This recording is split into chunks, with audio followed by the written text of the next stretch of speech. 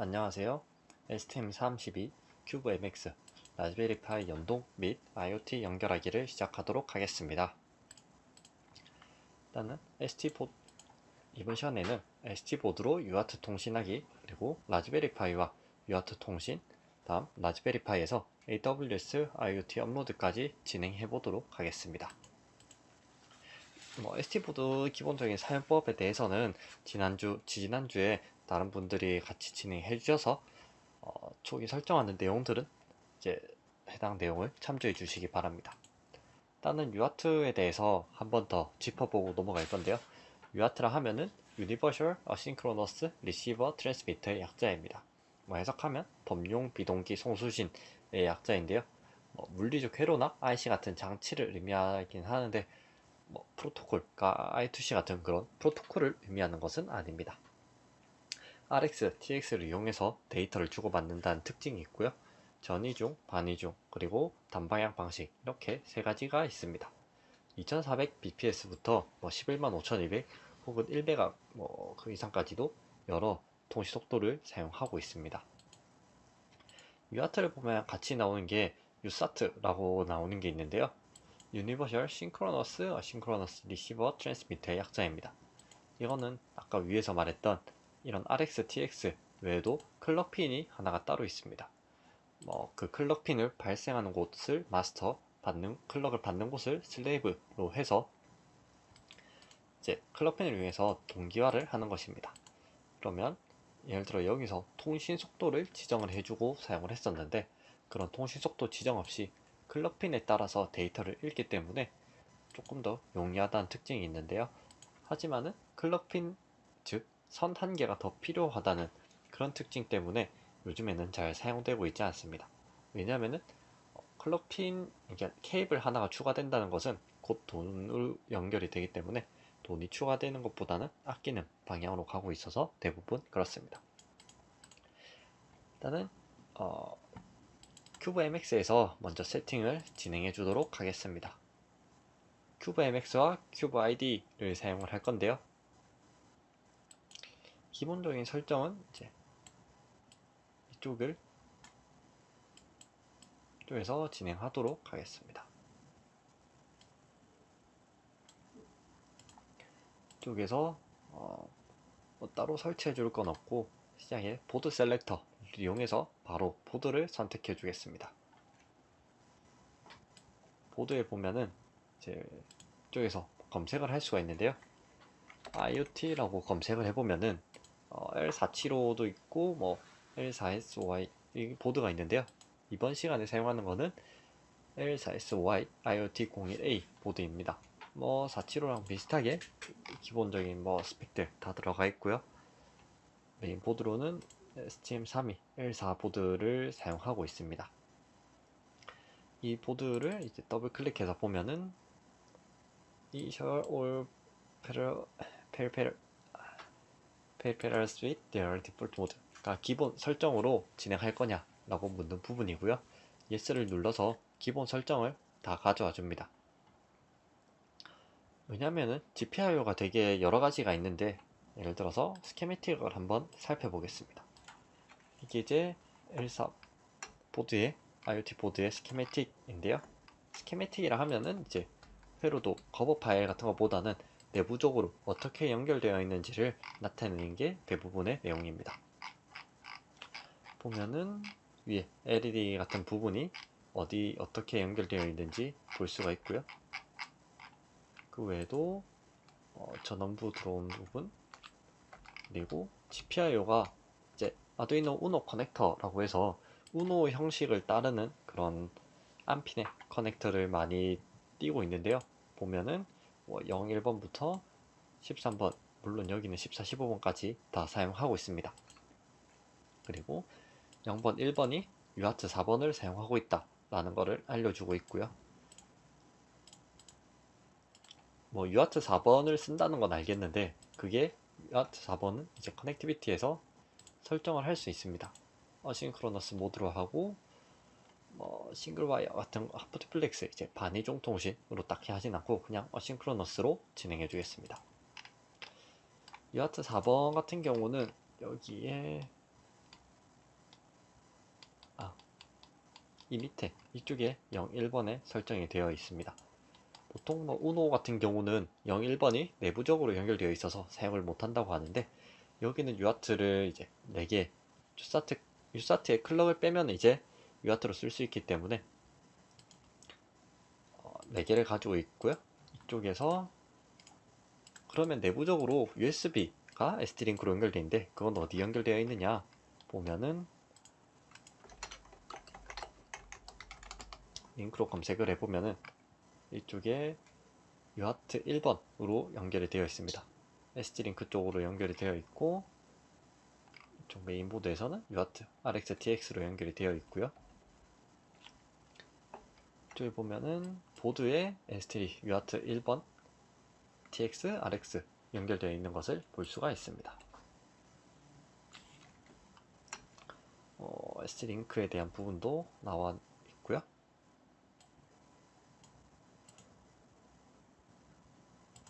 이쪽은 이제 USB를 통해서 SD링크가 연결되어 있다는 그런 의미가 되어 있습니다.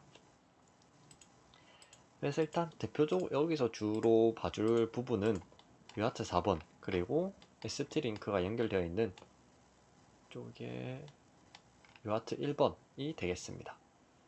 4번에서 밑에 파라미터 세팅이 여러가지가 있는데요. 바우드 레이트에서 통신 속도, 그리고 데이터 비트가 얼마인지, 페리티 비트 사용할 건지, 스탑 비트 어떻게 할 것인지, 혹은 뭐 액티브 레벨이라든지 피포 모드 같은 것들도 세세하게 설정을 할 수 있습니다.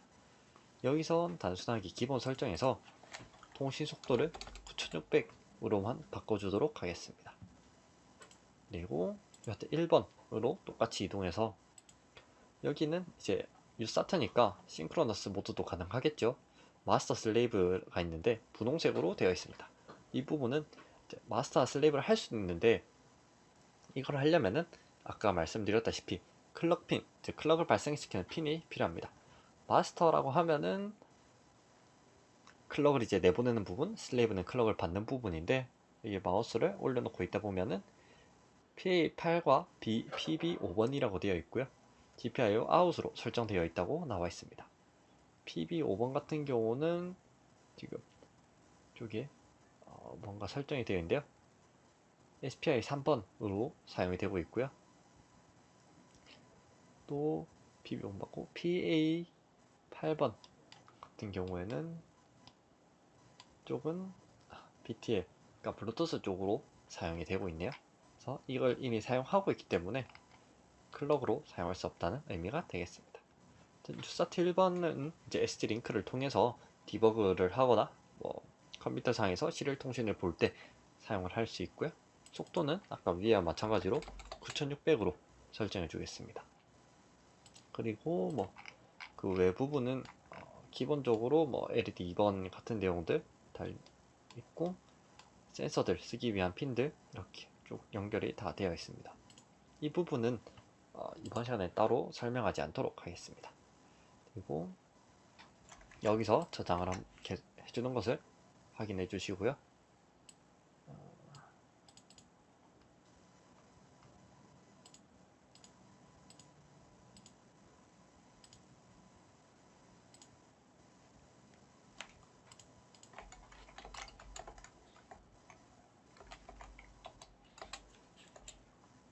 저는 stm32_cube 라는 이름으로 지정을 해주었습니다.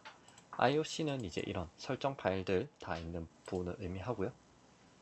제너레이트 하기 전에 프로젝트 매니저로 이동해서 이제 프로젝트 설정을 해줍니다. stm32cube라고 설정을 해주었고, 프로젝트 로케이션, 이제 저장되는 위치, 그리고 뭐 어드밴스 그대로 해주면 되고, 메인은 생성해야 되니까 generate 메인은 이제 생성해주기 위해서 체크 해주시고요. IDE 같은 경우는 STM32 큐브 IDE를 사용하도록 하겠습니다. 제너레이터 언더 루트 하면 이제 루트 밑에다가 생성을 하겠다는 의미인데요. 이 폴더 내에 생성을 할 것이냐, 아니면 뭐 따로 다른데 생성할 것이냐 의미입니다. 루트로 바로 생성을 해주도록 하겠습니다. 코드 제너레이터에서 이제 한 가지 체크를 해줄 건데, Generate Peripheral Initialized Pair of CHA 파일 이쪽 1을 클릭해주면은 원래는 main.c랑 main.h 메인에다가 다 포함이 되는데 그거를 분리를 시켜줍니다. 이거를 이제 체크해주는 이유는 설정 파일이 이제 한두 개가 아니기 때문에 이거는 개인 취향이라고도 할 수 있는데 설정 파일을 이제 분리해 줌으로써 조금 더 편리함을 추구하기 위해서 해준 것입니다. 까지 해주고 제너레이트 코드 이제 저장 한번 해준 뒤 제너레이트 코드로 코드를 생성해 줍니다. 코드 생성에는 약간의 시간이 소요가 되기는 하는데요, 크게 오래 걸리지는 않고 큐브 IDE로 바로 이동하도록 하겠습니다. 저기서 뭐 오픈 폴더로 하셔도 되고 오픈 프로젝트로 바로 열어주셔도 괜찮습니다.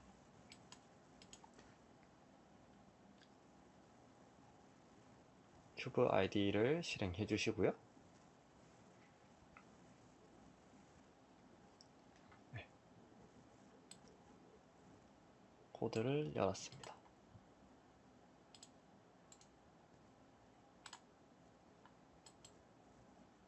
그래서 지난 코드들은 조금 지워주고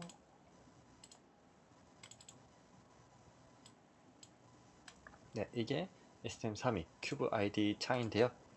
여기에서 32 큐브를 보면은 코어 그리고 뭐 SRC 부분이 있습니다. 뭐 스타트업 부분에다가 할 수도 있지만은 그냥 SRC에다가 바로 진행해 주도록 하겠습니다. 보면은 제 main.c랑 usart.c를 메인으로 봐줄 텐데요. 먼저 설정을 해주었던 4번이라고 하면은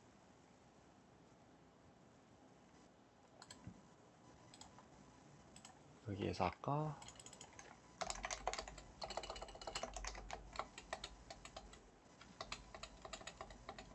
GPIO 01번에 해당하는 부분이 되겠습니다. 그리고 1번이 있었죠? 밑에 1번을 보면은 1번 이제 ST링크랑 연결되는 부분입니다. 코드를 보면은 통신 속도 9600으로 되어 있는 걸 볼 수가 있고 워드랭스는 8바이트 그리고 뭐 스탑비트 뭐 페리티 없음 등등으로 설정되어 있는 걸 볼 수 있습니다. 여기에서 이제 설정까지 완료가 되었고 프린트F를 설정을 해줄 텐데요. 원래 C언어를 쓰셨으면은 printf 함수를 많이 사용했을 겁니다. 근데 여기서는 보통 할 라이브러리를 사용을 하는데요. 할 라이브러리로 데이터를 보내려면은 이쪽에 보이듯이 할 유한트 트랜스밋 그리고 유한트 주소 넣어주고 데이터 그리고 데이터 랭스 그 다음 타임아웃 이렇게 넣어주는 게 기본입니다. 예를 들어 작성을 해보겠습니다. 메인 C에서 이제 이쪽에 있는데 유저 코드라고 되어 있는 부분이 있는데 이 유저 코드는 말 그대로 사용자 코드를 입력하는 부분입니다. 유저 코드에 들어가 있는 부분은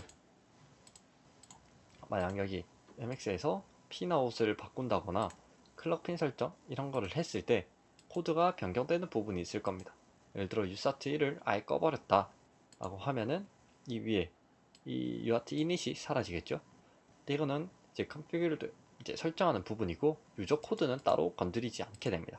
그래서 이쪽에서 제너레이트에서 이로 넘어올 때 유저 코드에다가 써둔 거는 건드리지 않기 때문에 가급적 유저 코드 안에다가 작성해 주는 것이 좋습니다.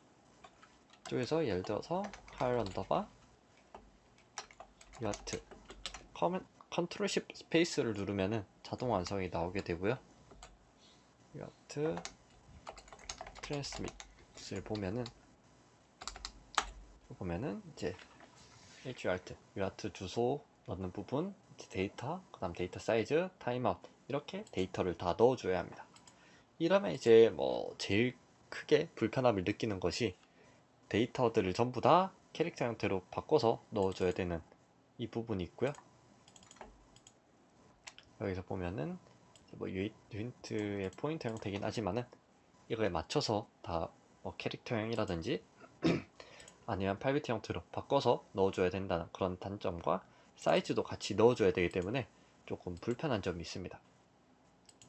물론 이제 뭐 C++ 같은 걸 사용한다면은 스트링 라이브러리를 통해 가지고 스트링을 이제 그냥 캐릭터 어레이로 변환시켜서 바로 넣고 스트링의 랭스를 받아서 넣는 방법도 있겠지만은 일단 C에서는 printf라는 함수가 있기 때문에 printf 함수를 사용하기 위한 설정을 해주도록 하겠습니다. printf 사용 설정은 뭐 크게 어렵진 않은데요. 일단 begin include 쪽에다가 standard IO를 넣어주게 되고요. begin include 같은 경우는 이쪽에 있습니다. standard IO를 넣어주게 되고 begin for 안에 밑에다가 int IO 언더바 put character라는 걸 넣어줍니다.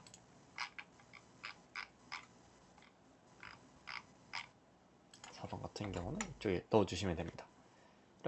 이제 뭐 printf인데 왜 갑자기 IO put character가 나오냐 물으시면은 printf를 타고 라이브러리를 넘어가다 보면은 중간에 도착하는 곳이 이제 IO put character 부분이 있습니다. 해당 부분에서 이제 캐릭터 데이터를 받으면은 HUART 1번, 즉 1번 포트가 string으로 바로 보내는 거죠. 그리고 캐릭터를 변환해서 넣고 그냥 일식 하나씩 바로바로 보내는 것입니다. 이렇게 리턴까지 해주긴 하지만은 따로 확인을 하진 않고요. 이 함수가 이제 printf의 처리 과정이 있기 때문에 그 과정에서 이 1번으로 데이터를 할 라이브러리 이용해서 보내주는 것입니다. 그리고 이제 printf를 이제 사용할 수 있게 되었으니까 테스트를 해보도록 하겠습니다.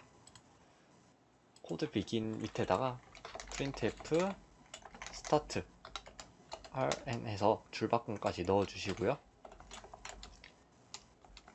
begin 이쪽은 이제 while문 밑에 있으니까 계속 반복이 되겠죠. 이쪽은 예를 들어서 테스트라고 적어주겠습니다. 테스트 그리고 하런더바 딜레이 해서 한 2초에 한 번씩 데이터를 보내는 식으로 하겠습니다.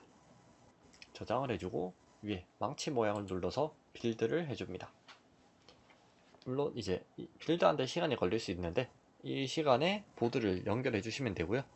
보드 연결은 뭐 별 다른 거 없이 그냥 USB만 연결해 주시면 되겠습니다. 그리고 이쪽에 런을 이용해서 바로 업로드를 해주시면 되는데요. 런에지에 혹시나 여러 개가 있다면 cortexm cc++ 애플리케이션으로 해주시면 되겠습니다.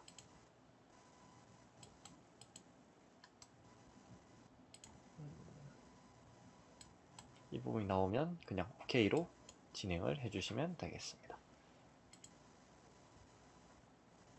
디버거 커넥션을 하고 다운로드까지 완료가 되었습니다. 이제 UART 통신으로 ST링크를 통해서 계속 컴퓨터가 데이터를 받고 있을 텐데요. 그럼 그 데이터를 한번 살펴보겠습니다. 데이터를 받는 거는 뭐 많이 쓰는 게 시리얼 포트 테스트를 위한 프로그램은 여러 가지가 있습니다. 뭐 시리얼 포트 모니터 같은 게 있을 수도 있고 포티 같은 걸 쓸 수도 있고요. 근데 뭐 지난 시간부터 사용을 했던 테라텀을 계속 사용해 보도록 하겠습니다. 테라텀을 켜서 포트를 이제 보면은 ST링크라고 설치가 되어 있는 게 있을 거고요. 확인으로 연결해 줍니다.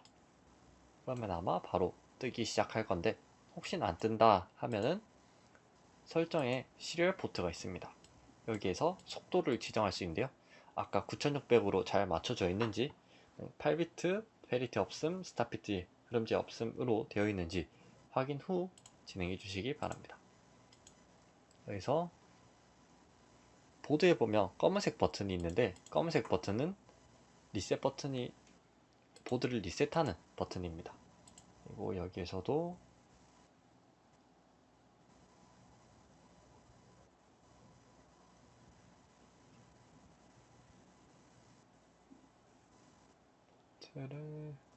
뭐 화면 지우고 도포 비우고 만약에 리셋에 문제가 있다면은 여기서 다시 한번 업로드를 해주시기 바랍니다. 그러면은 위에 스타트부터 해서 테스트가 잘 넘어오는 것을 볼 수 있습니다. 이 부분이 이제 이게 돼야지 UART 통신이 가능한 것을 볼 수가 있고요. 근데 라즈베리 파이에 UART 통신으로 데이터를 바로 물론 넘길 수 있습니다. 다만 라즈베리 파이에 SD 링크 드라이버가 설치되어 있어야 되고 그렇기 때문에 별도의 장비를 이용해서 넘겨주도록 하겠습니다. 업로드가 완료되었고 테라텀으로 테스트까지 진행되었습니다. 라즈베리 파이랑 SD 보드를 이제 UART 통신을 하기 위해서 사용하는 것이 USB-UART 모듈이 되겠습니다. 이 모듈 같은 경우는 UART 통신을 받을 수 있는 그런 USB 모듈인데요. 여러 종류가 있습니다. 특정 칩들인데요. CH340이라든지 CP210이 같은 칩이 내장된 그런 모듈을 사용해 주시면 됩니다. 근데 단점은 이제 확인하셔야 될 점은 SD 보드 자체가 3.3V 레벨을 사용하기 때문에 3.3V 지원 가능한 제품을 사용해 주셔야 되고요. 3.3V를 점퍼라든지 스위치로 연결할 수 있으면 좋고 3.3V 지원되는 거면은 다 사용이 가능합니다. 연결은 GND, RX, TX 이렇게 3개를 연결해 주어야 합니다. 연결 자체는 RX랑 TX를 서로 교차해서 연결을 해줘야 되는데요. 여기서 RX를 상대방의 TX에, 이쪽의 TX를 상대방의 RX에 연결을 해줘야 합니다. GND는 이제 서로의 전압 레벨을 맞춰주기 위한 것으로 GND는 동일하게 연결을 해줘야 합니다. 이렇게 서로 교차해서 연결해 준다는 점 반드시 잊지 말아 주시고요. 보면은 0번이 RX, 1번이 TX가 됩니다. 그러니까 1번에 연결되는 거를 USB 모듈의 TX 부분, 이제 D0, 1번을 이제 USB 모듈의 RX에 연결을 해줘야 합니다.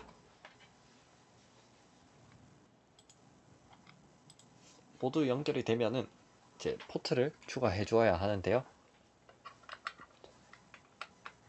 먼저 USB 보드를 연결해 보도록 하겠습니다.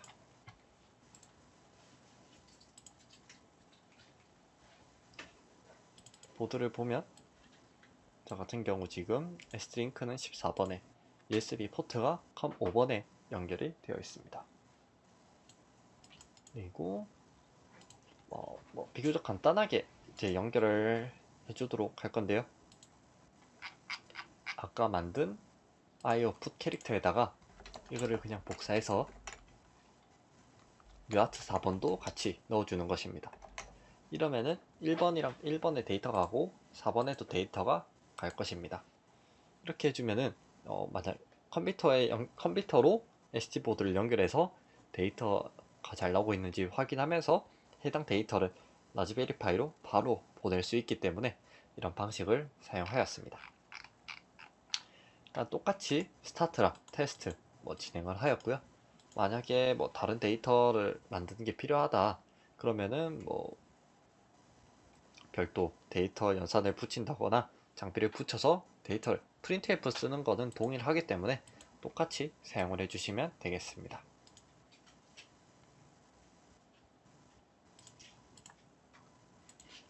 다음 UART 포트가 잘 되었는지 확인하기 위해서 ID에서 다시 빌드를 하고 업로드를 해줍니다. COM14번은 계속 열어둔 상태였고요. 테라텀을 하나 더 열어서 저 같은 경우는 COM5번에다가 연결을 해주도록 하겠습니다.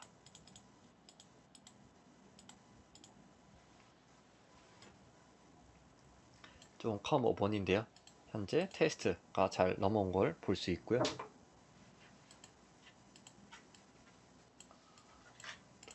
다시 한번 업로드 해보겠습니다. 네, 스타트부터 테스트가 데이터들이 잘 넘어오고 있는 것을 볼 수 있습니다. 이렇게 해서 이 데이터를 라즈베리 파이에서 받아서 진행해 보도록 하겠습니다. 일단 COM14번은 모니터링용으로 계속 켜두고 COM5번을 한번 확인해 보겠습니다. COM5번을 끄고 이제 라즈베리 파이 연결을 해 주어야 하는데요. 라즈베리 파이 셋업 자체는 이제 라즈베리 파이 보드에다가 이미지를 다운로드하는 것으로 시작합니다. 소프트웨어를 보면은 라즈베리 파이 OS 예전 이름으로 라즈비안이죠. 이거를 계속 사용을 하고 있는데요. 크게 세 가지 버전이 있습니다. 라이트는 이제 제일 최소화되어 있는 필수적인 패키지만 있는 버전. 라즈베리 파이 OS with 데스크탑은 데스크탑, 그러니까 일반적인 GUI 환경 그런 거죠. GUI 환경까지 설치되어 있는 버전. 다음으로 GUI 환경에다가 리커멘드 소프트웨어, 이제 뭐 추천 소프트웨어들, 매스메티카라든지 리브레오피스 같은 그런 추천 소프트웨어들까지 다 설치되어 있는 그런 버전이 되겠습니다.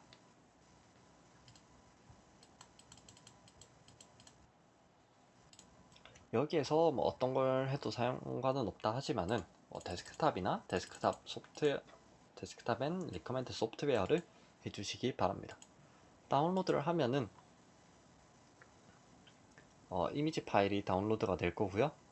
다운받는 데는 일단 시간이 좀 걸리니까 이건 다운받아서 업로드 해주시면 되겠습니다. 다운받으면 ISO 혹은 IMG 파일이 나올 텐데요. 해당 파일을 이제 마이크로 SD에다가 업로드를 해주면 됩니다. 여기서 보이는 이 발레네이처 같은 프로그램을 사용하면은 쉽게 업로드가 가능하니까 이걸로 바로 업로드를 진행해 주시면 되겠습니다. 애처를 보면은 이렇게 되어 있고요. 연결되어 있는 마이크로 SD, 지금 엠베드 이건 아니고 체인지에서 이제 연결된 걸로 바꿔주시면 되고요. 이미지는 이 이미지에는 아까 여기서 다운받으신 해당 이미지를 바로 클릭해서 넣어주시면 되겠습니다. 그리고 뭐 플래시를 진행해주면은 마이크로 SD에 올라가기 때문에 큰 어려움은 없이 진행이 가능할 것입니다. 이제 라즈베리 파이를 사용하는 데는 크게 두 가지 방법이 있는데요. 첫 번째로 직접 연결을 통한 방법이랑 SSH를 통한 연결 두 가지가 있습니다. 쪽에서 직접 연결 같은 경우는 모니터랑 키보드, 마우스를 라즈베리 파이에 직접 연결하는 방식으로 연결한 것입니다. 모니터랑 키보드는 USB-A 타입으로 연결해 주시면 되고요. 다음 키보드랑 마우스는 USB-A 타입으로 연결해 주시면 되고, 모니터는 마이크로 HDMI 단자가 있으니까 해당 단자를 통해서 연결을 해주시면 되겠습니다. 전원은 이제 최소 5V 4A, 그러니까 이 전원이 라즈베리 파이가 구동되는 데만 이 정도를 미니멈으로 잡고 있기 때문에 보통 이제 USB를 통한 키보드나 마우스 연결이 많은 전원을 사용한다 그러면은 좀 충분한 전원을 사용해 주시는 것이 좋습니다. 이제 모니터를 통해서 바로 컴퓨터처럼 쓸 수 있게 연결되는 거라서 비교적 간편하게 연결을 할 수 있습니다. SSH를 통한 연결이 있는데요. 일단 이 SSH를 통한 연결에서 가장 주의해야 될 점은 제일 처음 연결할 때 SSH란 파일을 생성을 해주어야 합니다. 라즈베리 파이 이미지가 업로드되면 마이크로 SD가 약 40메가 정도로 작게 나오는데 그 마이크로 SD 폴더를 열어서 그냥 SSH라는 이름의 파일을 만들어 주기만 하면 됩니다. 그러면은 SSH가 기본적으로 이제 해당 파일이 있으면은 활성화가 되고요. 만약에 그런 게 아니다, 그런 파일을 생성해 주지 않았다 그러면은 직접 연결 등을 통해서 제일 처음 컨피그레이션을 통해서 이제 활성화를 시켜 주셔야 합니다. SSH로 연결하면은 전원만 넣어준 상태로 연결해서 사용할 수 있다는 장점이 있는데요. 물론 이더넷이나 와이파이 등의 네트워크 설정은 해줘야 하지만 와이파이가 어차피 내장되어 있으니까 거의 전원만 연결된 상태로 사용이 가능합니다. 다만 이제 원격 제어할 컴퓨터에서 윈도우라면은 퍼티나 비트바이즈 같은 SSH 클라이언트가 필요하고요. 혹은 그 외 맥이라면 스크린 같은 프로그램으로 접속을 해서 사용하는 형태가 되겠습니다. 사실 전원의 간편합니다. 키보드 마우스를 연결하는 건 매우 좀 거추장스러운 게 있기 때문에 대부분은 SSH로 연결해서 사용을 하고 있고요. 이번 시간에도 SSH로 연결을 하도록 하겠습니다. 클라이언트가 이제 필요하다 말씀드렸는데요. 퍼티들 많이 쓰긴 하는데 여기서는 비트바이즈를 사용하도록 하겠습니다. 보면은 비트바이즈는 이제 SSH 클라이언트를 다운로드 해주시면 되고요. 제일 큰 장점이라고 하면은 터미널을 여러 개 열 수 있다는 그런 장점이랑 SFTP를 자체적으로 지원한다는 점이 있습니다. 중간에 파일을 전송할 일이 이제 인증서 같은 파일을 전송할 일이 있는데요. 그런 파일을 전송할 때 퍼티를 하려면은 뭐 따로 전송을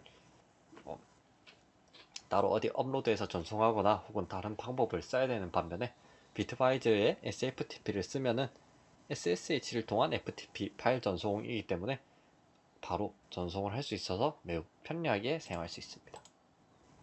이렇게 라즈베리파이 연결을 해줄 수가 있고요. 연결 화면은 이렇게 생겼습니다. 뭐랄까? 새 비트바이트를 열어보면은 제일 처음엔 이렇게 나오는데요. 와이파이고 이제 호스트 뉴 프로파일을 보였습니다. 제일 처음 파일을 생성을 해주면 되고요. 그러면은 그냥 테스트라고 지어주겠습니다. 그러면은 호스트나 포트 이런 인증 부분을 넣어줘야 하는데 호스트는 라즈베리파이 IP 혹은 DNS가 있다면 DNS 등을 넣어주시면 되고 포트도 같이 입력해 주시면 됩니다. 저 같은 경우는 내부망에 연결되어 있으니까 내부망 IP랑 포트를 연결해 주었고요. 인증은 퍼블릭 키를 쓸 수도 있고 아니면은 패스워드를 쓸 수도 있습니다. 제일 기본적으로는 파이 그리고 라즈베리를 사용하기 때문에 유저네임과 패스워드를 넣어서 진행해 주시면 되겠습니다. 이쪽에서 옵션 등 처음 로그인 됐을 때 터미널 열 건지 SFTP를 열 건지 리모트 데스크탑 이걸 쓰면은 리모트 데스크탑도 열 수 있기 때문에 설정 등을 할 때 간편함이 있습니다. 외 터미널에 관한 프로토콜 설정, 코드 페이지라든지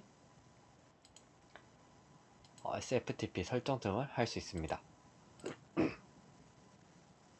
터미널을 열어서 진행을 해주시면 가능하고요. 이렇게 연결이 된 것을 볼 수 있습니다. 이쪽에서 이렇게 연결이 되었고요.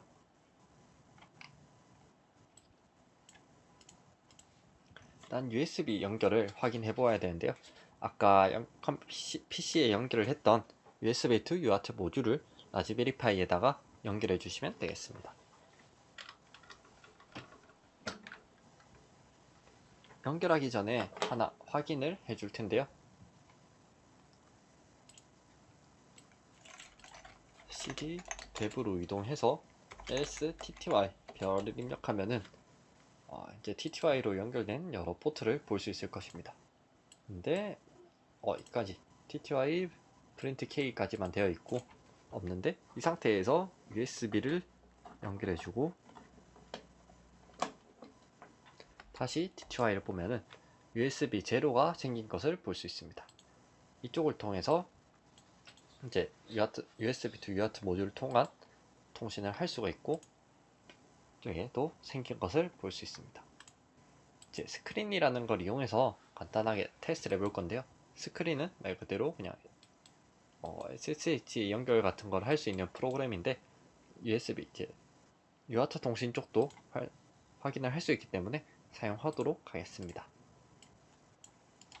sudo apt-get install 스크린으로 스크린을 설치해 줍니다. 저는 이미 설치되어 있어서 이렇고 중간에 용량이 얼마다 라는 부분이 나올 텐데 그 부분은 그냥 Y를 입력해서 쭉 진행해 주시면 되겠습니다. 되었다면 스크린 dev tty usb 0 그 다음 9600은 통신 속도를 의미합니다. 입력을 해주면은 이제 한번 잠깐 테스트가 계속 나오고 있었으니까 테스트가 들어오는 것을 볼 수 있습니다. 이러면은 이제 UART 통신을 받고 있다. 그리고 이 UART 통신을 받아서 무언가 처리를 할 수 있다. 그렇게 확인을 할 수 있습니다. 나가는 방법은 Ctrl A, K, Y를 입력해주면 종료를 할 수 있습니다. 네, 이렇게 테스트를 해보았고요. 종료도 이렇게 해주시면 되겠습니다. 파이썬으로 이제 시리얼 통신을 해봐야 될 텐데요. 왜냐면은 이번 시간의 목적이 SD 보드로부터 UART 통신을 이용해서 뭔가 데이터를 받아서 그 데이터를 AWS IoT로 업로드하는 것이기 때문에 뭔가 데이터를 일단 받아야 합니다. 그리고 그 받은 걸 업로드할 거니까 일단 언어는 파이썬을 사용을 할 것이고요. 파이썬으로 연결을 해보도록 하겠습니다. 일단 홈 디렉토리로 가서 pip3 install 파이시리얼을 해줍니다. 그러면은 파이시리얼은 파이썬에서 시리얼 통신을 하기 위한 패키지입니다. 설치가 완료가 되었고요. 간단하게 데이터를 받아보도록 하겠습니다. 여기서 파이썬 3로 한번 들어간 다음에 import serial 다음 시리얼을 이제 설정해 줍니다. dev tty usb 0였죠. 다음은 r은 readline 해주고 print r을 해보면은 바이트 형태로 이제 테스트란 데이터를 받은 것을 볼 수 있습니다. 리드라인 같은 경우는 이제 줄바꿈이 있을 때까지 데이터를 받겠다라는 의미가 되고요. 그냥 리드라는 함수도 사용을 할 수가 있습니다. 이렇게 하면 5개를 받겠다라는 의미가 되고 10개 이렇게 받을 수도 있습니다. 마지막엔 시리얼 클로즈를 이용해서 시리얼 포트를 닫고 컨트롤 D 혹은 exit 명령으로 종료를 할 수 있습니다. 일단 이렇게 파이썬으로 시리얼 통신이 확인이 가능하다는 것을 간단하게 테스트해 보았습니다. 그럼 다음으로 AWS IoT를 한번 테스트해 보도록 하겠습니다. AWS IoT는 이제 IoT 데이터, IoT를 위한 그런 여러 가지를 볼 수가 있는데요. 보면은 일제부터 클라우드까지 서비스를 보유하고 있고 AI 통합이나 확장성 등등을 안내하고 있습니다. 왜냐면은 이제 FreeRTOS나 IoT 그린 글래스 외 IoT 코어 이제 메인으로 사용할 이 코어가 있고 분석, 이벤트 등등이 있습니다. IoT 코어를 하면은 이제 MQTT 부분이 같이 나오는데 일단 실습을 통해서 먼저 확인을 해보고 해당 내용에 대해서 이론적으로 살펴보도록 하겠습니다. AWS IoT 하면 일단 기본적으로 IoT 장비를 위한 AWS의 솔루션 중 하나라고 보면 되겠습니다. 일단 받으신 이런 팀 대시보드 혹은 링크가 있으실 건데요. 이 링크를 통해서 한번 입장을 해주시기 바랍니다.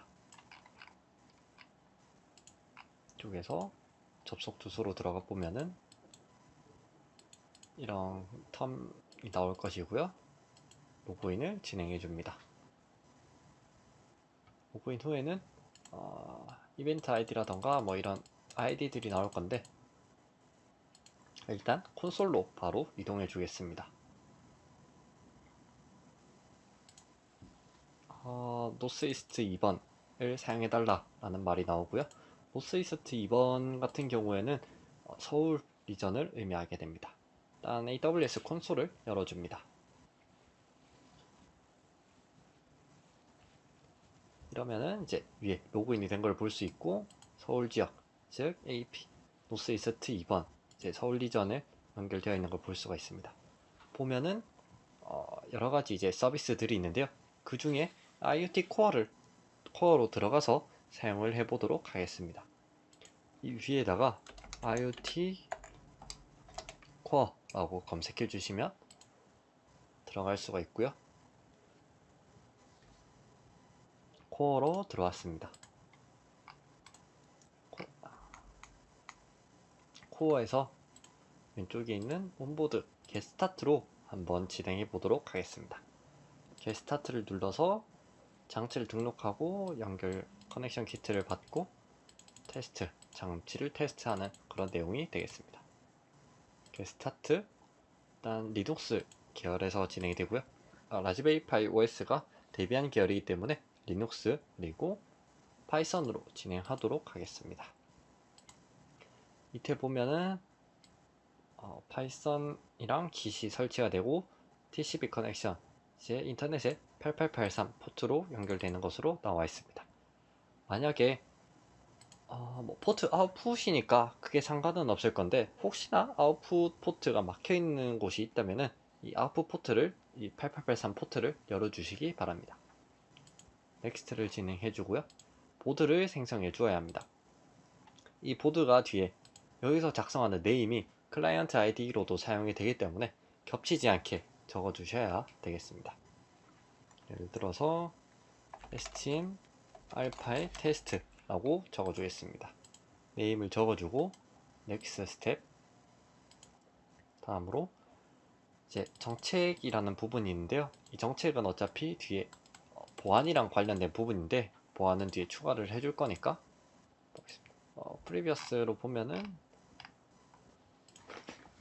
리시브는 토픽에서 SDK 테스트 자바, SDK 테스트 파이썬 토픽 1, 2를 받는다. subscribe 부분은 토픽 필터가 있고 커넥션은 이렇게 베이직 펍섭이나 SDK 자바, SDK Node.js 이 부분이 이 부분이 클라이언트 아이디인데 이 부분은 뒤에 다시 새로 작성해 주도록 하겠습니다. 보면은 이제 설트랑 프라이빗 키 등등을 받아야 되고요. SDK가 필요한 데이터 파일 그리고 start.sh 기본 실행을 위한 파일이 되겠습니다. 다운로드를 진행해 줍니다. 다운로드 안 하면은 안 넘어가기 때문에 다운로드 되면 밑에 압축 파일을 확인한 후에 넥스트 스텝을 입력합니다. 이쪽은 이제 압축을 풀고 진행하는 부분인데요. 이 압축 파일을 라즈베리 파이로 넘겨줄 필요가 있습니다. 넘겨주기 위해서 SFTP를 사용해 보도록 하겠습니다. 아까 비트바이즈를 열어서 SFTP를 켜줍니다. 이렇게 SFTP를 열어준 다음에 아까 받았던 이 파일, zip 파일을 클릭해서 업로드를 진행해 줍니다. 이미 있는 거는데 오버라이트로 덮어 씌워 주도록 하겠습니다. 이러면 이제 SFTP 역할은 끝났는데 이 하나를 위해서 비트바이즈를 사용할 가치가 있다고 생각합니다. 종료해주고 열어서 unzip을 진행해 줍니다. unzip은 이제 zip 파일을 풀기 위해서 사용하는 명령어이고요. connect device package unzip을 해주고 y로 이미 있기 때문에 이렇게 나오는 것인데 일단 이렇게 진행해 주시면 되겠습니다. 다음 start sh에다가 ch 모드를 해주는데 그 전에 약간의 수정을 해주도록 하겠습니다. start sh를 변경을 해줄 건데요. 중간에 쭉 내리다 보면은 pushD랑 popD라는 부분이 있습니다. 이 부분은 이제 폴더를 이동하는 그런 명령어인데요. 해당 명령어가 라즈베리파이에서 이제 사용되고 있지 않기 때문에 대체할 수 있는 명령어로 바꿔주도록 하겠습니다. pushD는 cd로, popD는 cd.2개로 변경해주고 이 밑에 그냥 파이썬으로 되어 있는 부분은 파이썬 3로 진행해 주도록 하겠습니다. 이쪽도 파이썬 3로 셋업을 다 진행해 주겠습니다. 콜론 WQ로 이제 이 데이터를 저장하고 나가주면 되겠습니다. 혹은 빔이 아니라 나노를 사용하셔도 무방합니다. 나노를 쓰게 될 경우에는 마찬가지로 이쪽에 pushd 대신에 cd로 그냥 입력하고 파이썬 3 그리고 밑에 cd.점으로 변경해 준 뒤에 파이썬 3로 변경을 해주면 종료가 됩니다. 이 뒤에 있는 부분은 베이직 기본 예제가 실행되는 부분인데요. 기본 예제 실행을 해보는 게 좋으니까 일단 이렇게 놔두었습니다. 나노에서 종료하는 방법은 여기 웃음 표시가 있는데 컨트롤 키를 의미합니다. 컨트롤 X 변경이 있으면은 예를 들어서 이 뒤에 띄어쓰기를 하나 해서 변경이 있으면은 저장된 modified buffer 그러니까 수정된 거를 저장할 거냐 라고 하면은 Y 다음 파일명은 그대로 엔터 입력해 주면 저장이 완료가 됩니다. 이렇게 수정을 해 주었고요. 실행을 해 보도록 하겠습니다. 쪽에서 스타트 sh에다가 보면은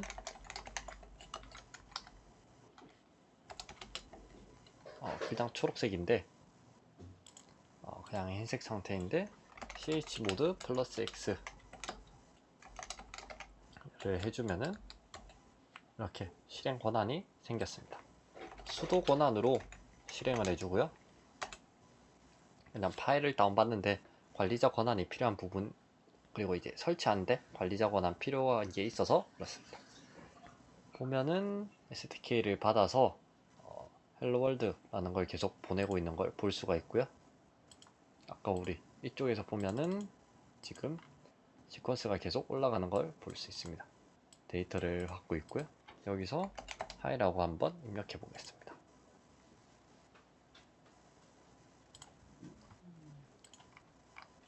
일단 컨트롤 C로 종료를 해주고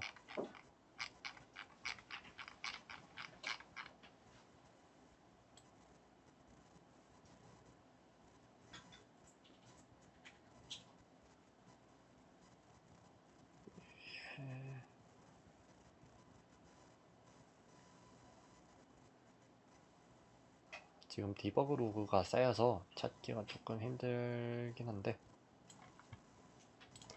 일단은 이 부분은 생략하고 다 뒤에서 한번 실행해 보도록 하겠습니다.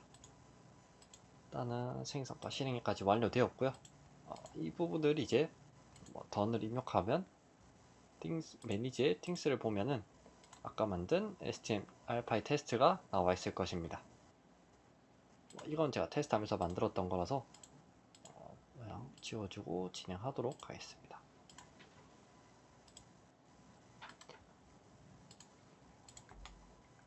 여기에서 정책 생성을 해주어야 하는데요.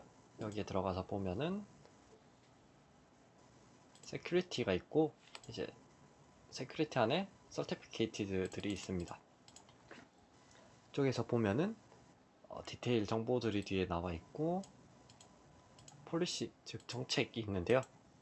이 정책을 보면은 특정 리소스에 대해서만 허용을 하고 있는 것들을 볼 수 있습니다. 이러면 이제 특정 토픽이라거나 혹은 특정 토픽 필터 등을 거쳐야 되거나 혹은 클라이언트 ID에 대해서만 이렇게 받고 있기 때문에 이거를 변경을 조금 해줄 건데요. 테스트를 위해서 모든 정책을 다 허용하는 걸 하나 만들어 주도록 하겠습니다. create에서 allow all policy를 하나 만들어 주겠습니다. 이쪽은 publish나 subscribe 할 액션에 대해서 적어 주는데 별을 하면은 모든 거에 대한 걸 의미하게 되고요. 쪽에서도 토픽이나 그런 걸 지정해 줄 수 있는데 그런 것 없이 모든 것에 대해서 선택하도록 하고 allow 즉 이제 허용을 해주도록 하겠습니다. 다음 create를 해주면은 보면은 모든 걸 허용하는 어떻게 보면 좀 무서울 수도 있는 그런 정책이 완성되었습니다. 이거를 만약에 실제적으로 사용을 하신다면은 특정 정책에 대해서 예를 들면 ARN 즉 여기서 나와 있듯이 publish receive 이거는 주고받는 그런 부분이 되는데 allow resource 그리고 이 뒤에 클라이언트 뒤에 나오는 부분은 클라이언트 ID입니다. 보통은 여기 name을 그대로 가지게 되고요. 이 name에 대해서만 허용을 해준다든지 이 name에 대해서 특정 토픽만 허용을 해준다는 등의 보안 강화가 필요합니다. 아까 정책을 폴리시를 생성을 했으니까 이거를 연결을 해주도록 하겠습니다. 알파이 테스트로 이동을 해서 세큐리티에 서티피케이트로 들어간 다음에 폴리시로 이동해 줍니다. 이런 이유는 이 인증 코드가 너무 길어서 외우기가 힘들기 때문에 그냥 이렇게 들어온 것이고요. 액션에서 attach policy 즉 정책을 추가해주는 부분이 되겠습니다. allow all policy를 진행해주고 attach를 진행합니다. 그러면 이 정책이 있으면은 이제 모든 거에 대해서 다 연결을 할 수 있는 그런 상태가 되었습니다. Allow all policy 이제 연결이 된 걸 볼 수가 있고요. 정책 추가까지 완료되었습니다. 그러면 업로드 부분을 한번 테스트 해보도록 하겠습니다. 업로드 같은 경우는 일단 지우고 기본적으로 AWS IoT 아까 스타트 SH를 하면서 설치가 되었을 텐데요. 나는 위쪽에 IoT Python SDK가 설치되어 있는 것을 볼 수 있습니다. 그러면은 이제 MQTT 라이브러리를 가져오고 클라이언트 아이디를 이렇게 생성해 주었습니다. 다음 클라이언트 아이디를 이제 클라이언트를 생성을 해주고 클라이언트 아이디를 넣어줍니다. 아이디를 넣어준 다음 엔드포인트를 지정을 해주는데요. 이 엔드포인트는 이쪽에서 일단 테스트를 볼 거니까 테스트로 이동한 다음에 이쪽에 콘솔에서 뷰 엔드포인트를 지정합니다.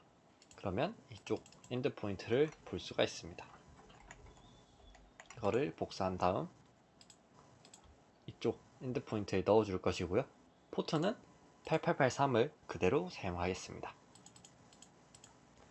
다음은 이제 configure credential 이제 인증서를 넣어줄 건데요. 제일 처음에는 root CA, 다음은 private key, 다음은 이제 cert를 넣어주면 됩니다. 이렇게 순서를 맞춰서 경로를 입력해 주시면 되겠습니다. 다음에 오는 것은 이제 오프라인 퍼블리시 큐 이제 연결되어 있지 않을 때 큐 즉 데이터를 몇 개나 쌓아둘 거냐라는 의미인데 -1이면은 그냥 무한대로 쌓아두겠다는 의미가 될 거고요. 다음 트레이닝 프리퀀시라고 하면은 몇 번 1초에 몇 개의 데이터를 볼 것이냐인데 이쪽은 일단 2개로 설정해 두었습니다. 다음 커넥터 디스커넥터 타이머 이제 연결을 끊어지게 하는 그런 타임아웃은 10초로 되어 있고 MQTT 동작 타임아웃은 5초로 되어 있습니다. 다음 커넥트를 해주고 퍼블리시를 해준 형태로 되어 있는데 퍼블리시는 제일 처음에 오는 것은 토픽, 그 다음에 오는 것은 제이슨 형태의 데이터, 페이로드라고도 부르는 데이터, 마지막은 이제 MQTT 통신 방식이 되겠습니다. 이거를 이제 일단 복사해서 넣어준 다음 필요한 데이터를 바꿔주도록 하겠습니다.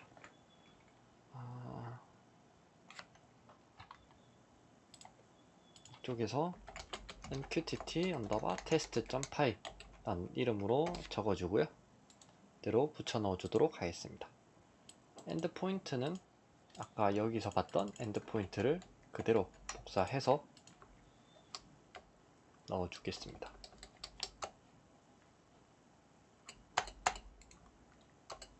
띄어쓰기 맞춰주시고요. 크리덴셜 같은 경우는 아까 우리가 압축 해제해 준 부분들이 다 있을 텐데요. 여기에서 보면은 SDN별로 보면은 saltpan, private key, public key 그리고 마지막으로 root CA까지 있을 것입니다. 이를 이동시켜 주도록 하겠습니다. move mkdir search 폴더가 있어서 이런 에러가 났는데 이제 search라는 폴더를 생성을 해주고요. 위에 move를 이용해서 stf로 시작하는 것들을 search 폴더로 이동시켜 줍니다. 다음 root CA 또한 search로 이동시켜 주도록 하겠습니다. 그러면은 이 search 안에 root CA가 이렇게 들어가 있을 거고요. 다음 뒤에 오는 것은 하나씩 넣어주도록 하겠습니다. search root CA를 넣어준 다음에 private key를 이렇게 복사해서 넣어주고요. 경로는 절대 경로로 넣어주었습니다. 왜냐면은 이 파일이 만약 다른 데로 이동할 수도 있는데 일단 띄어쓰기 같은 거 주의해서 다 넣어주시고 이동했을 때 만약에 이 경로가 현재 폴더 기준이라면 흐트러질 수 있기 때문에 절대 경로로 넣어주었고요. 뭐 필요하다면은 패스 라이브러리 같은 걸 통해서 넣어주셔도 됩니다. 다음 search 뒤에 search 이제 팸을 넣어줘야 되니까 이걸 그대로 복사해서 넣어주겠습니다. 뭐 프라이빗 키를 제외하고는 아까 받은 파일을 다 쓴다고 보면 되겠습니다. 다음 queuing은 -1, 프리퀀시는 뭐 따로 중요하진 않으니까 그냥 주석 처리해 주도록 하겠습니다. 타임아웃은 10초, 오퍼레이션 타임아웃은 5초로 지정해 줍니다. 일단 커넥션까지만 한번 보도록 하겠습니다. WQ로 저장을 해준 뒤에 파이썬 3 MQTT 테스트를 실행해 줍니다. 별 내용 없이 실행 완료가 되면은 에러가 없이 연결이 잘 되었다는 의미가 되고요. 일단 이거는 종료해 주겠습니다. 그러면은 이제 토픽을 지정해서 데이터를 한번 전송해 줄 텐데요. 알파의 스테이터스 라는 이름으로 해서 스테이터스 커넥트를 보내보도록 하겠습니다. 실행을 해주면은 이쪽에 subscribe를 지정해 줘야 되는데요. 아까 알파의 스테이터스 라고 했으니까 subscribe를 해주면은 이제 이쪽으로 이 토픽으로 들어온 데이터를 이쪽에 보여주게 됩니다. 여기서 실행을 해보면은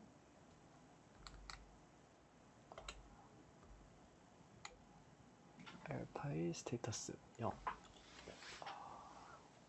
위에 클라이언트 아이디가 잘못되어 있네요. 클라이언트 아이디는 아까 보았듯이 things에서 이 이름으로 그대로 넣어주면 되겠습니다.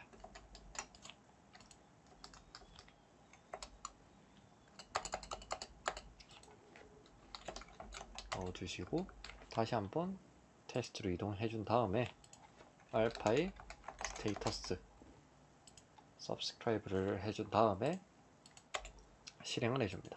그러면은 커넥트 되었다는 내용을 받을 수 있습니다. 이렇게 해서 이제 업로드가 되는 것을 확인해 보았습니다. 업로드 테스트까지 진행했으니까 일단 데이터들 업로드를 계속 진행해 보도록 하겠습니다. 자, 여기서 JSON 그리고 타임 모듈을 가져와서 진행을 할 텐데요. 이쪽에서 일단 제일 위에다가 import JSON 그리고 time을 가져옵니다. 커넥트 다음에 publish까지 내주고 이 밑에다가 추가를 해줄 텐데요. for I in range 5 그리고 페이로드를 이제 생성해 주겠습니다. 이쪽에는 count를 받는데 데이터 밸류는 i입니다. 다음 위에랑 똑같이 MQTT 클라이언트 publish를 해주고 알파의 count로 해주겠습니다. 이쪽엔 이제 json.dump payloads 그리고 0으로 해주고 1초 쉬겠습니다. 이 내용을 한번 살펴보면은 일단 JSON이라는 거는 이쪽에서 보이는 게 JSON 형태가 됩니다. JSON이라고 하면은 자바스크립트의 오브젝트 방식인데 특징으로는 키 밸류 방식으로 되어 있다는 그런 점이 있습니다. 일단 이렇게 텍스트를 하나하나 만들어주기 어렵다 보니까 JSON 라이브러리를 이용해서 데이터를 만들어주는 것입니다. 여기서 이제 range라고 하는 거는 그냥 5만 넣어주면 0에서부터 4까지 이제 C의 포문이랑 비슷하게 동작을 하는데요. 0에서 4까지의 숫자를 반환하고 그 숫자를 i에다가 입력하게 됩니다. 그러면 이제 count는 이제 문자열이고 이거는 이제 키 그리고 밸류는 i 즉 0, 1, 2, 3, 4 4개의 데이터가 이쪽에 나올 것입니다. 그 형태가 이제 중괄호로 묶여 있는데 이는 파이썬의 딕셔너리라는 형식이 됩니다. JSON이랑 이제 거의 유사한 그런 형태를 가지고 있는데요. 일단 이 딕트 형태로 페이로드라는 걸 만들어 준 다음에 퍼블리시는 이쪽에는 토픽이라고 아까 말씀을 드렸고요. 여기서 보이는 카운트 토픽에다가 페이로드를 JSON 형식으로 바꿔서 데이터를 퍼블리시 즉 제출하게 됩니다. 데이터를 쓰고 이제 1초간 슬립 즉 쉬는 시간이 되겠죠. 그 시간을 가지고 그 다음 다시 처음으로 돌아서 i가 하나 남긴다고 카운트가 증가되고 그런 형태가 되겠습니다. 그러면 이를 바로 실행시켜 보도록 하겠습니다. 더블 Q로 나가준 다음 파이썬 3 MQTT 테스트를 해보면은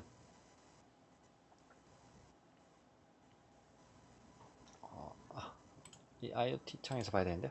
커넥트는 되었고 subscribe 쪽에 카운트를 추가해서 토픽을 읽어줍니다. 쪽에서 실행을 해보면은 0, 1, 2, 3, 4까지 이렇게 들어온 것을 볼 수 있습니다. 이제 카운트를 증가시키면서 아까 스테이터스는 고정된 값만 보냈다면 여기는 변수를 넣어서 데이터가 변하면서 올라온 것을 볼 수 있습니다. 이제 이렇게 변수를 넣는 것까지 봤으니까 시리얼 통신을 아까 시리얼 통신, 즉 UART 통신을 이용해서 ST 보드로부터 데이터를 받아왔습니다. 그럼 그 데이터를 받아서 이제 이 MQTT 통신을 통해서 AWS 쪽으로 전송해 줘야 되는데요. 해당 전송을 하기 위해서 이제 시리얼 모듈을 가져와서 추가해 주도록 하겠습니다. 쪽에서는 import 시리얼 그리고 그 밑에 시리얼을 설정해 줍니다. dev tty usb 0 그리고 보레이트를 아까 디폴트로 아무 설정해 주지 않았는데 이 파이 시리얼의 매뉴얼에 보면은 디폴트 보레이트가 9600으로 되어 있습니다. 그 외에 8비트, 페리티 없음, 스탑비트 하나 이렇게 제일 많이 쓰는 세트가 보통 이렇게 이제 9600, 8비트, 페리티 없음, 스탑비트 하나 이렇게 많이 쓰는데요. 물론 여기서 속도만 조금 더 올려서 쓰기도 하고 페리티를 주기도 하고 그런 차이는 이제 상황에 따라서 주지만은 이렇게 보통 많이 쓴다고 보시면 되겠습니다.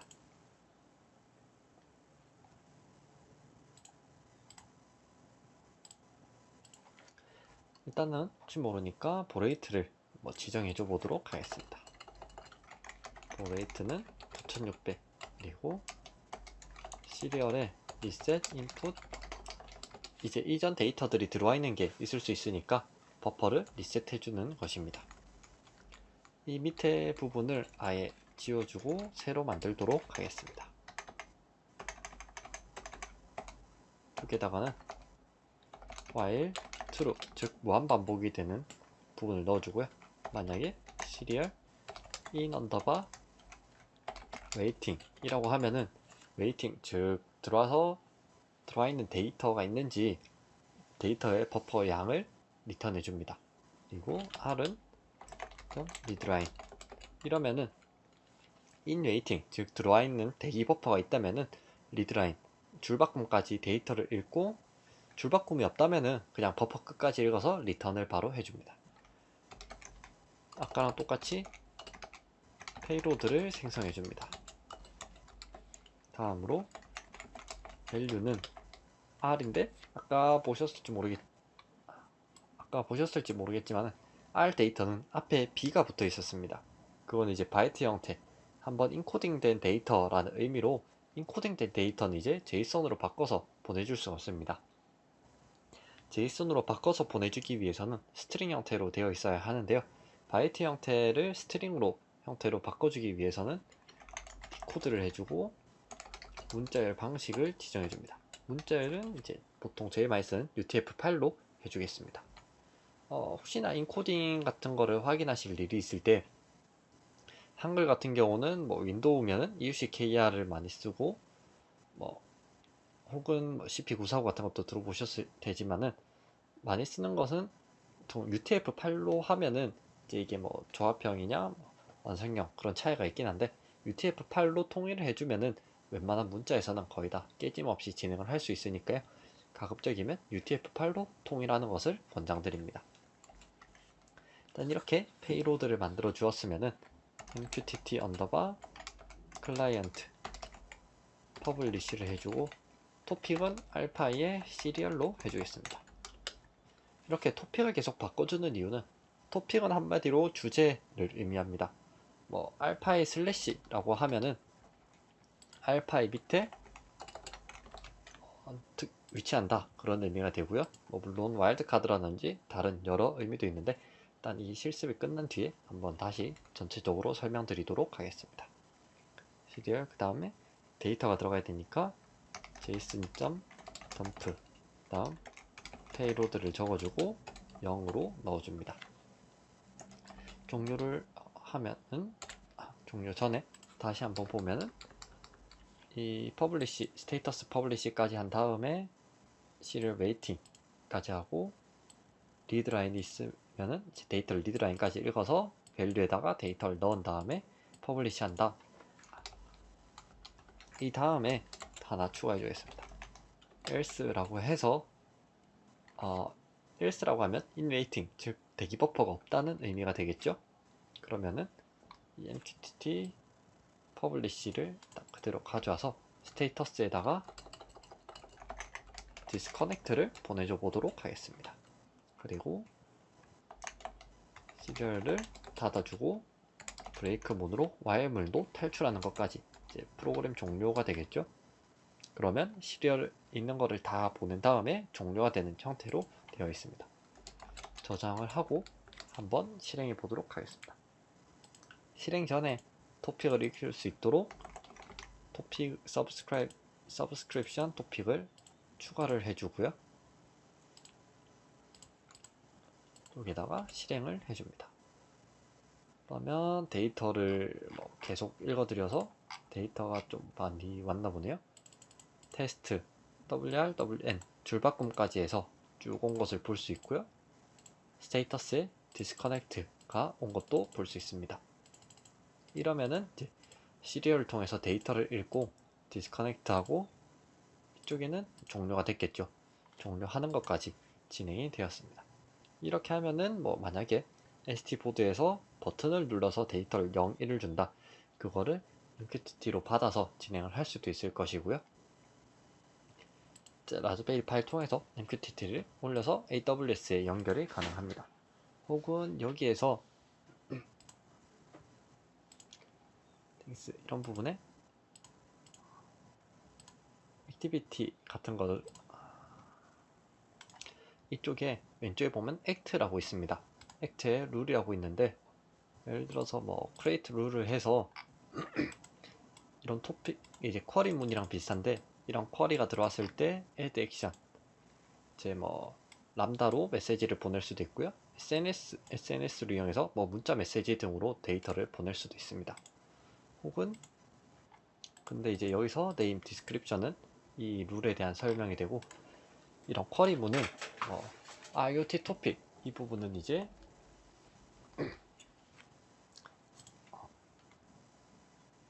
해당 토픽으로 들어온 데이터를 전부 다 읽겠다라는 의미가 되고요. 보면 attribute 이제 속성이랑 토픽 필터 그리고 where condition 이제 SQL 쿼리문으로 데이터를 받아서 이걸 실행시킬 수 있습니다.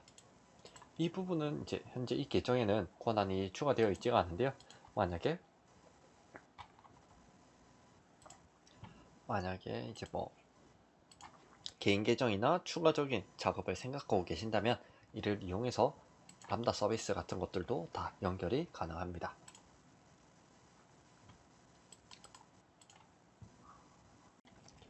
AWS IoT로 계속 업로드를 진행하고 테스트까지 해보았습니다. 이건 이제 시리얼로 읽어서 하는 것까지 해봤는데요. 여기서 사용하는 것은 MQTT 프로토콜이라고 불리는 그런 통신 방식입니다. MQTT는 메시지 큐잉 텔레메트리 트랜스포트의 약자로 이쪽 홈페이지로 한번 들어가 보겠습니다. 보면은 스탠다드 for IoT 메시징 이라고 해서 쭉 설명이 되어 있는데요. 오아시스 스탠다드로 이제 되어 있고요. 스탠다드 이제 표준 규격 중 하나입니다. IoT를 위한 프로토콜이라고 나와 있습니다.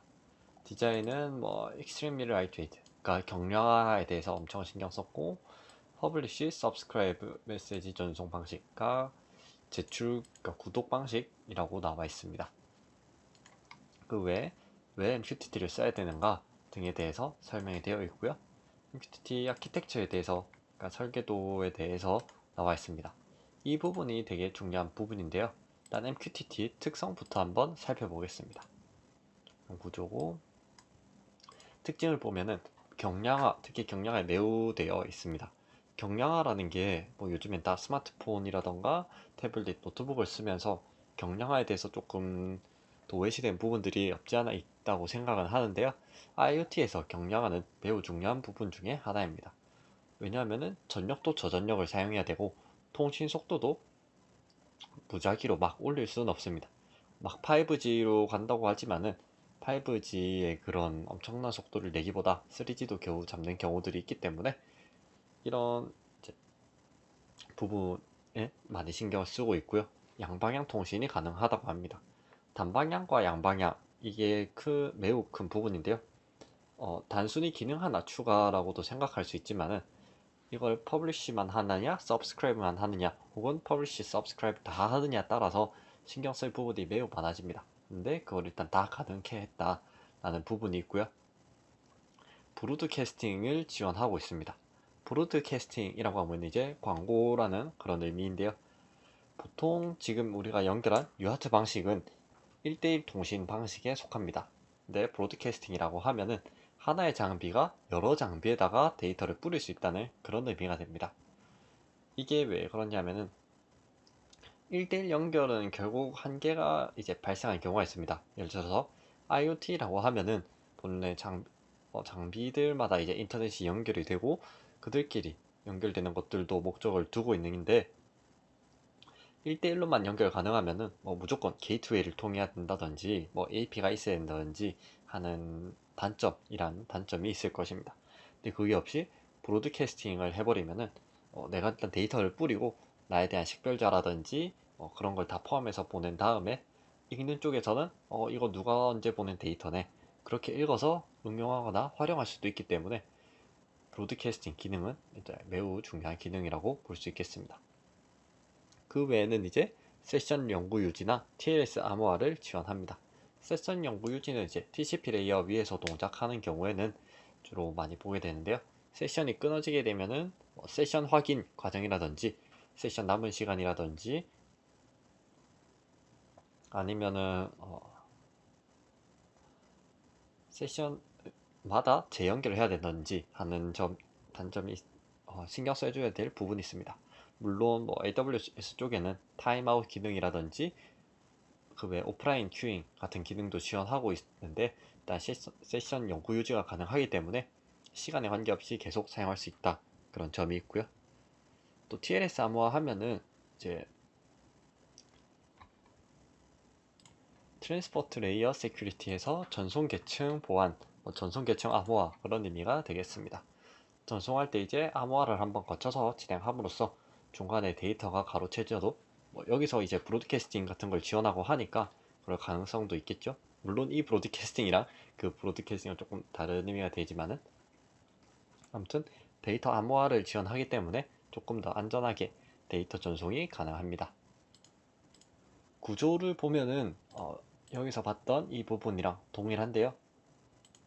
이걸 한번 보겠습니다. 먼저 브로커가 메인으로 있고 퍼블리시와 서브스크라이브가 있습니다. 퍼블리시는 이제 브로커에다가 데이터를 보내는 사람, 서브스크라이브는 브로커로부터 데이터를 읽어들이는 사람을 의미합니다.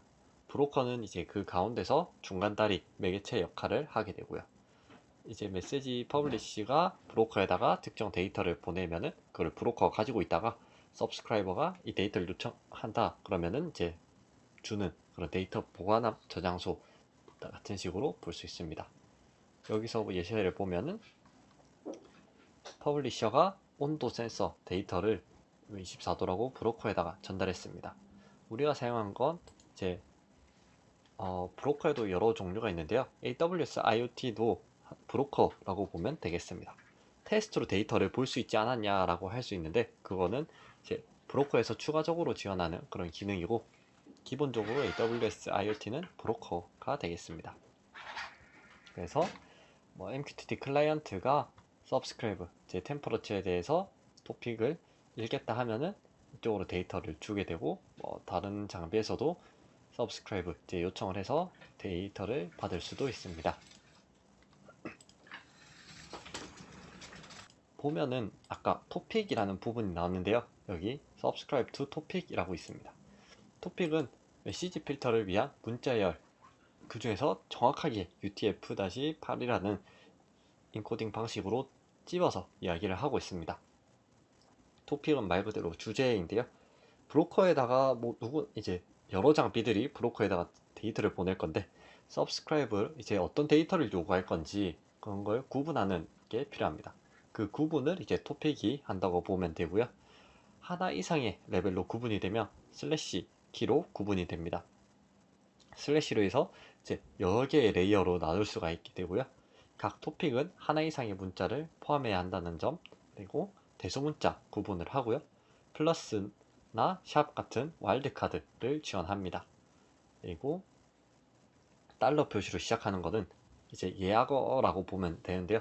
내부 상태 확인, 이제 몇 대 연결이 되어 있는지라던가 혹은 현재 브로커의 상태는 어떤지 같은 걸 확인하기 위한 그런 용도로 예약이 되어 있으니까 달러는 사용하지 않고 다른 거를 사용해 주시기 바랍니다.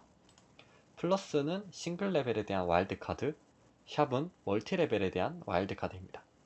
먼저 예제를 보면서 살펴보면은, 예를 들어서 이런 토픽이 있겠습니다.